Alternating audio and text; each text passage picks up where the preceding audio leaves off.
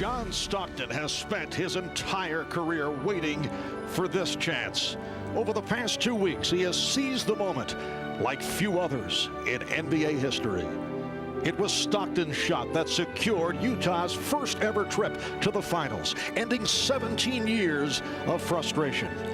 But the euphoria over securing such an elusive goal was quickly dispelled in Chicago, where Michael Jordan's Bulls took a 2-game series lead, as destiny seemed to dictate that a 5th title would soon be theirs. Then last Sunday night, with Jordan on the brink of giving Chicago a nearly insurmountable 3-1 advantage in the finals, Stockton stepped into Utah's huddle and declared that there must be a way to win the game. Stockton simply took over the game's final 2.5 minutes. His enormous 3 wrested momentum away from the Bulls, cutting their lead to 2. In rapid succession, Stockton stole the ball from the game's greatest player.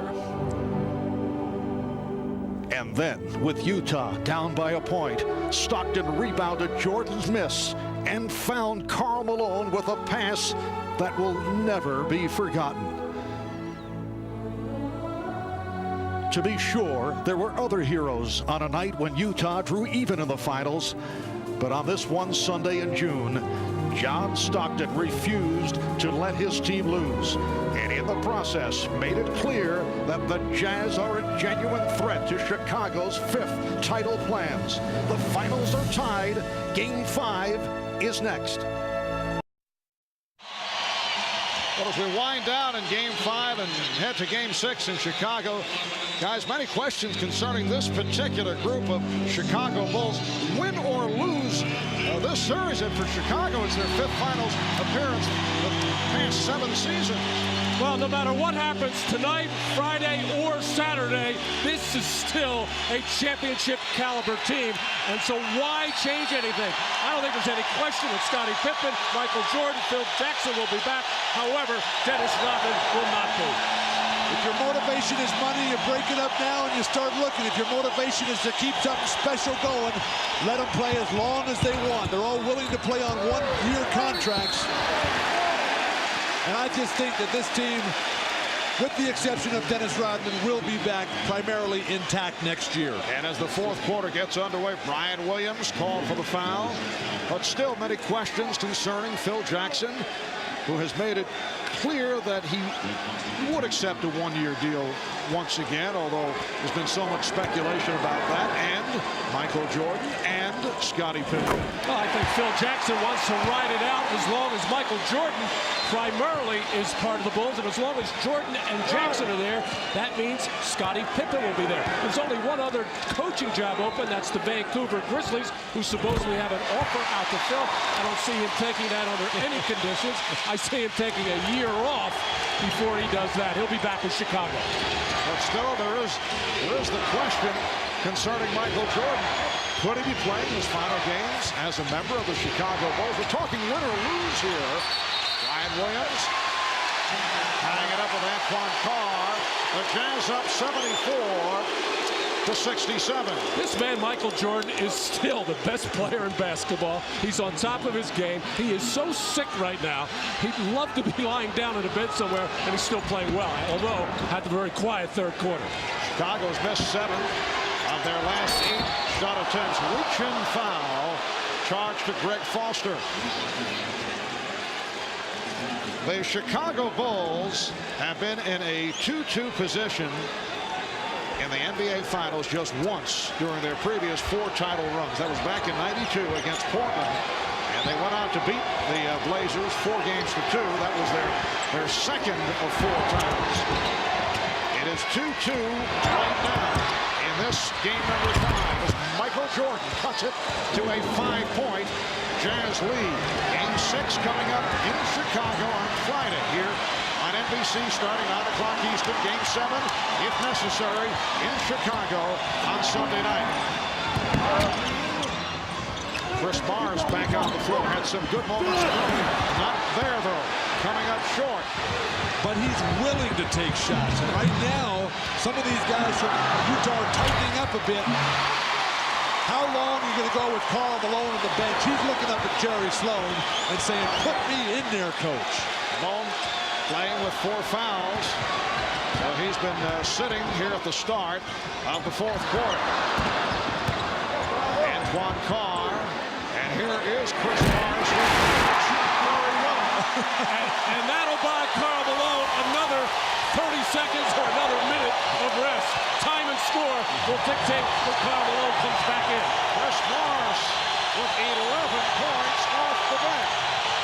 Jordan, yes, the Jazz 77 and the Bulls 71 with 2 minutes gone by in the 4th quarter. And you're talking about him leaving, Marvin, not playing anymore? He's having the time of his life out there. Well, we talked about that with him the other day, and I said, could you actually sit out next year? He claimed he could. Whether he's just positioning, we don't know. Jordan with the rebound. Jordan pops it down to Kukoc. Kukoc for 3. Yes. Well, of course, this is not as much fun as baseball. No way. The Jazz leading by 3. Well, Tony Kukoc might as well only take 3-point shots. That's all he's made in the last 2 games for Chicago.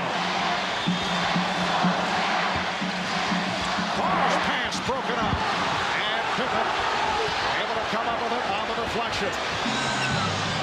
Jordan fires for 3. Yes. And he's tied the game at 77. And he did it in casual form. Poise, confidence, discipline, the exchange between Pippen and Jordan. Once, twice, right back. You do it, big guy. Pump fake, freezes the defense. The jumper, net. Then he staggers back to the bench, near exhaustion, ready to fall over. He's got his team tied now. Where is that bench? He gets there and sits back, and they put the ice bag on his neck. He won't even take the Gatorade. He doesn't want to waste any energy. No high fives, no lifting water to his mouth.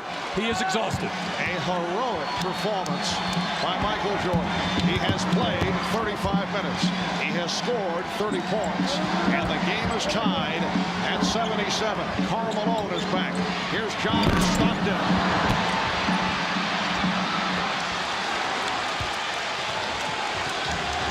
Chicago can recapture the lead.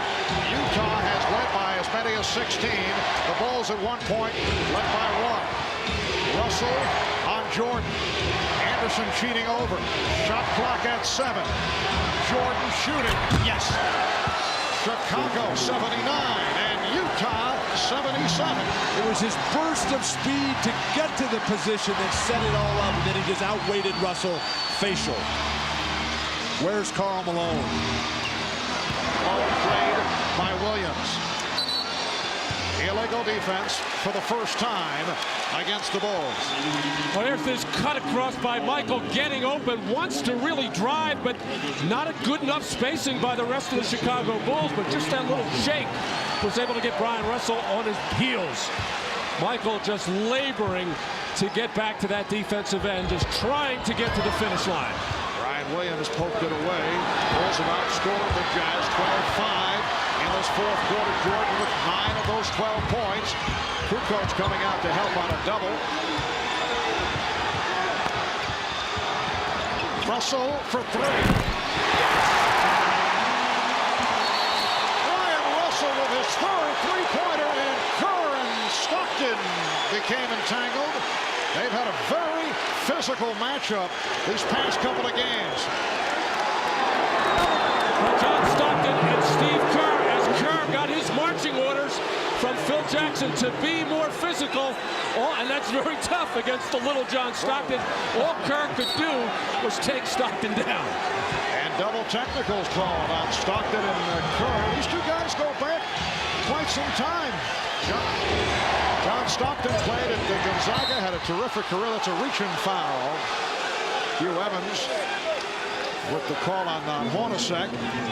And Steve Kerr was recruited by Gonzaga. Went out to work out at Gonzaga against John Stockton. And changed his mind. Well, Ended up going to Arizona, yes. Stockton torched him there. Steve coming out of the Los Angeles area, Pacific Palisades. Then he gets up there on the recruiting tryout trip and was embarrassed. Jordan for three. Kukoc able to hustle it down and fire. The other nice shot, Tony Kukoc. And then Kukoc deflected it out of bounds. Chicago appearing to have the same problems they had in the fourth quarter of Game 4, relying so much on Michael Jordan when the other players get the opportunity, unable to deliver. Stockton with the step to set it up for Hornacek. Ostertag with the rebound. And last touch by the Bulls. It will be Utah ball. We have 7 minutes remaining in the fourth quarter. The Jazz up by 1. Small front line for Chicago can get beaten on the offensive glass. Brian Williams, Jordan, and Pippen are going to have to do most of the rebounding. And the foul on Kukoc. For the Bulls, their second team foul. The Jazz also have 2. Kukoc gets caught here on this screen, and when he realizes he's dead, he just grabs on, tries to pull Hornacek down. Easy call. 2-shot foul for Hornacek, one of the great free throw shooters in the history of the NBA. How about Ostertag? 14 rebounds, 7 on the offensive glass. And the Jazz now leading 81-79. There's Greg Ostertag in his second season from Kansas, a #1 draft pick. Last year made major strides this season. And this for Hornacek. Chicago with the ball, trailing by 2. Jordan trying to slow things down. You can see him motioning over to Kukoc. Jordan with the step and lost it. Brian Williams with the recovery. And another rebound for Greg Ostertag. An unbelievable battle underneath the hoop, Mark. Guys are just flying, flailing away. Ostertag has been the best one tonight underneath the hoop. Malone set the pick. Kerr trying to draw the foul. Williams broke up the pass. Shot clock at 3. Russell for 3.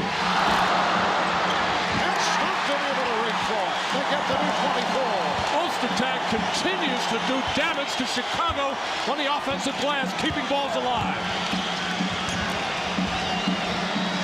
Hornacek passed on the 3 and lost it. Here comes Pippen protecting the dribble, spinning his way, and fouled by Russell. Tonight we look back at Michael Jordan's highest scoring NBA Finals game. Was Game 4 of the '93 Final Series against the Phoenix Suns. Michael Jordan with 55 points, 21 of 37 from the field. The 55 tied Rick Barry for the second most points scored in a Finals. Elgin Baylor scored 61 against the Celtics for the Lakers back in '65. In recognition of this classic moment, the Miller Brewing Company will donate $1,000 to the Thurgood Marshall Scholarship.